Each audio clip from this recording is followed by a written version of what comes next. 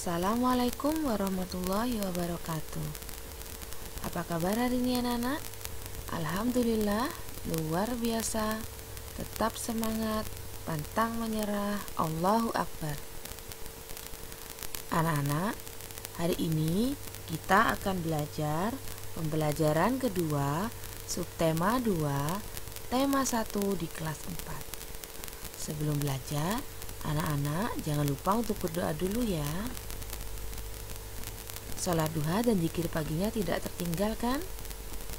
Yuk kita mulai belajarnya anak-anak hebat. Hari ini kita akan belajar mengenal bentuk kerjasama di masyarakat.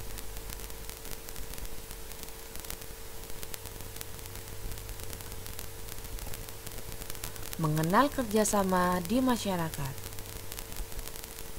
Sebelumnya, apa yang dimaksud dengan kerjasama? Anak-anak ada yang sudah tahu apa belum?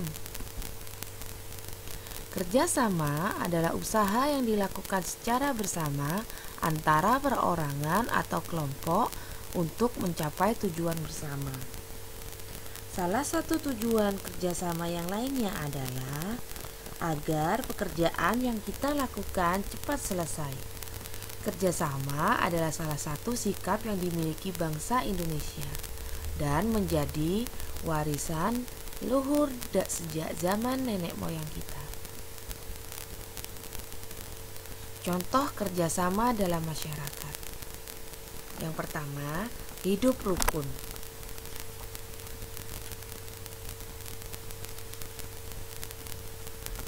Kita tinggal di lingkungan masyarakat. Masyarakat kita terdiri atas kumpulan keluarga. Hubungan dengan masyarakat harus dijaga dengan baik. Hidup rukun dengan masyarakat akan mewujudkan kehidupan yang aman, tentram, dan nyaman. Setiap hari kita bergaul dengan tetangga. Oleh karena itu, dengan tetangga kita harus hidup rukun, menjalin hubungan baik, dan bekerja sama. Contoh berikutnya yaitu tolong menolong dalam masyarakat. Anak-anak perhatikan dalam gambar ini. Semua orang bekerja sama dalam membersihkan lingkungan. Tolong menolong adalah perbuatan yang mulia. Menolong orang lain harus dilakukan dengan ikhlas dan tidak mengharapkan imbalan. Kita dapat menolong orang lain sesuai kemampuan kita, misalnya dengan harta benda atau tenaga. Hal itu bisa kita lakukan saat terjadi bencana alam seperti gempa bumi, banjir, tsunami, dan gunung meletus. Saat berencana, banyak orang kehilangan harta benda dan jiwa.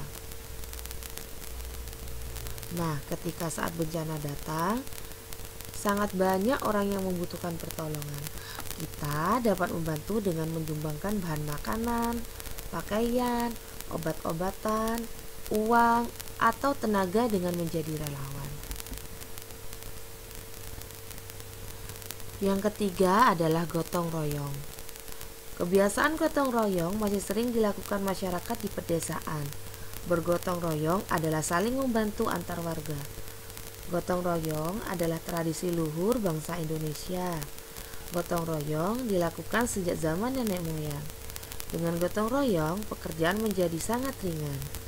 Di desa sering dilakukan kegiatan gotong royong. Misalnya, gotong royong membuat rumah.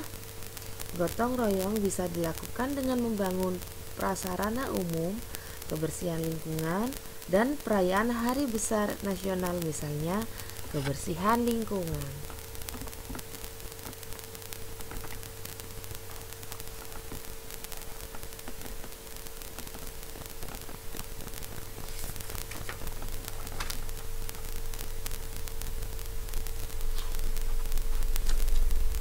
Yang berikutnya adalah sikap kerjasama. Dalam bekerja sama, tidak dapat terlaksana dengan baik jika tidak ada sikap-sikap yang mendukung kerjasama. Sebaliknya, kerjasama juga dapat rusak bila ada sikap yang dapat merusak kerjasama. Berikut ini Bu Guru sajikan beberapa contoh sikap yang mendukung kerjasama. Yang pertama, sikap saling menghargai. Yang kedua, tidak mementingkan diri sendiri. Berikutnya, menghargai pendapat orang lain, mempunyai tujuan yang sama, dan yang terakhir, mempunyai rasa tanggung jawab yang tinggi. Sedangkan sikap yang tidak mendukung terjadinya kerjasama antara lain, tidak menghargai orang lain, mementingkan diri sendiri atau egois, tidak bertanggung jawab, memaksakan pendapat pribadi, dan tidak menghargai pendapat orang lain. Nah, anak-anak, dari sini kita dapat belajar sikap apa saja yang dapat mendukung kerjasama dan tidak mendukung kerjasama. Yang terakhir yaitu contoh kerjasama di masyarakat. Yang pertama, ronda. Ronda atau kita kenal juga dengan siskambling. Manfaatnya adalah untuk menjaga keamanan lingkungan tempat tinggal kita. Yang kedua adalah kerja bakti. Ini sering sekali kita lakukan, biasanya dalam hal membersihkan lingkungan. Ketiga, gotong royong. Yang keempat, saling mematuhi peraturan. Apabila kita tinggal di suatu daerah, ada peraturan tertentu dan kita tidak mematuhinya, maka tidak akan terwujud kehidupan yang aman dan tentram. Yang terakhir, membantu warga yang berduka. Anak-anak, ini adalah sebagian kecil contoh kerjasama di masyarakat. Anak-anak masih bisa menemukan contoh-contoh lain di sekitar tempat tinggal anak-anak semua. Terima kasih anak-anak. Semoga apa yang Bu Guru sajikan hari ini menjadi hal yang bermanfaat untuk anak-anak semua. Tetap semangat belajar di rumahnya ya anak-anak. Tetap jaga kesehatan dan makan makanan bergizi.